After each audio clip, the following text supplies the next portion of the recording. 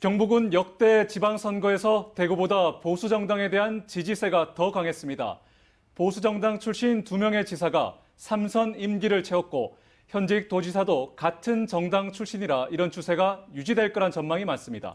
다만 내년 지방선거가 대통령 선거 3개월 뒤에 치러지는 만큼 대선 결과가 얼마나 영향을 미칠지가 주목해야 할 대목입니다. 첫 소식 도건엽 기자가 보도합니다.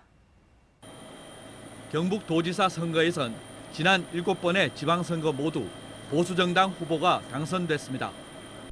1회 지방선거와 탄핵의 여파가 미쳤던 직전 7회 지방선거 말고는 70에서 80%대의 압도적인 득표율을 올렸습니다.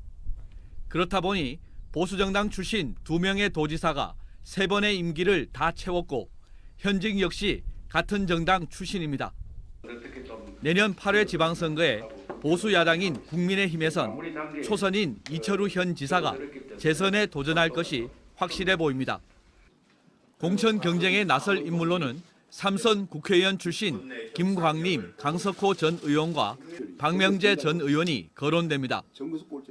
대구시장 출마를 타진 중인 김재원 최고위원이 경북으로 방향을 틀 경우 공천 경쟁 판도가 요동칠 수 있습니다. 정의당과 진보당 등 진보정당은 지방의원에 집중하기로 해 아직 거론되는 인물이 없습니다. 여당인 더불어민주당은 지난 지방선거에서 시군 의원과 도의원이 60명 가까이 당선됐고 구미시장까지 나온 만큼 이번에도 선전을 기대하고 있습니다. 민주당 경북지사 후보로는 권영세 안동시장과 장세호 경북도당위원장, 오중기 한국도로공사 시설관리 대표가 거론됩니다. 역대 득표율로 보면 강한 보수 지지세가 유지될 것으로 보이지만 변수는 지방선거 직전 치러지는 대통령 선거입니다. 민주당 정권이 재창출되느냐, 야당으로 정권이 교체되느냐에 따라서 대구 경북, 특히 경북지사 선거 득표율에 영향을 미칠 수 있다는 겁니다. 만약에 이재명 후보가 당선이 된다면 대구 경북 지역에서도 일정한 흐름이 좀 형성될 수 있고요. 이것이 득표율의 상승으로 나타날 수가 있겠죠.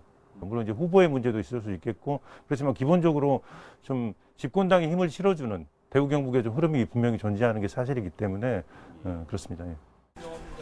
대통령 선거 결과에 따라 농공 행상 과정에서 새로운 인물이 후보군에 오를 가능성도 배제할 수 없습니다. MBC 뉴스 도건협입니다.